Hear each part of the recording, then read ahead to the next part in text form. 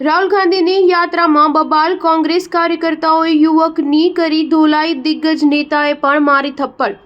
કોંગ્રેસની પલાયન રોકો, નોકરી દો પદયાત્રામાં ફરી બબાલ થઈ છે। કોંગ્રેસ સાંસદ રાહુલ ગાંધી 7 એપ્રિલ બેગુસરાઈ જિલ્લામાં પહોંચી પદયાત્રામાં સામેલ થયા હતા।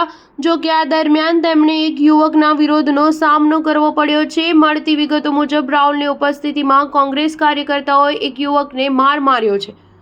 એટલું જ નહીં, પૂર્વ કોંગ્રેસ પ્રદેશ અધ્યક્ષે યુવકને થપ્પડ મારી દીધી છે। મળતા અહેવાલો મુજબ જ્યારે રાહુલ પલાયન રોકો, નોકરી દો પદયાત્રામાં ઉપસ્થિત હતા ત્યારે એક યુવક વકફ બિલને સમર્થન આપવાની માંગ સંબંધિત એક પોસ્ટર લઈને આવ્યો હતો। આ કારણે કોંગ્રેસ કાર્યકર્તાઓ નારાજ થઈ ગયા અને યુવકને માર માર્યો હતો। રાહુલ સાથે પૂર્વ કોંગ્રેસ પ્રદેશ અધ્યક્ષ અખિલેશ પ્રસાદ સિંહ પણ હાજર હતા અને તેમણે પણ યુવકને થપ્પડ મારી દીધી હતી।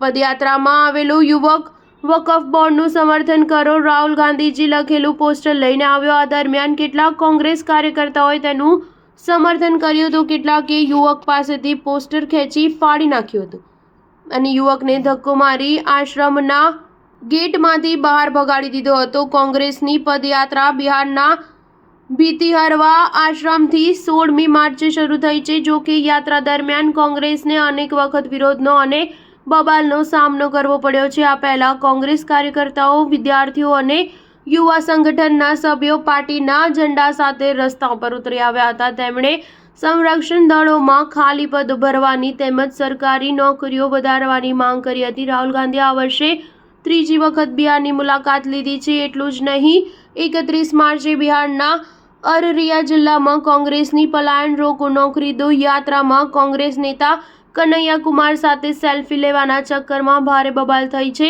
અહીં કેટલાક કાર્યકર્તાઓ કનૈયા કુમાર સાથે સેલ્ફી લેવા તેમની નજીક ગયા હતા। આ દરમિયાન તેમના સુરક્ષાકર્મીઓએ અટકાવવાનો પ્રયાસ કરતા કેટલાક કાર્યકર્તાને ધક્કો લાગતા મામલો બિચકાયો। તેથી સુરક્ષાકર્મીઓ અને કાર્યકર્તાઓ વચ્ચે મારામારી થયાનું પણ કહેવાઈ રહ્યું છે। સ્ટાર ન્યૂઝ 7 હંમેશા સચ્ચાઈની સાથે।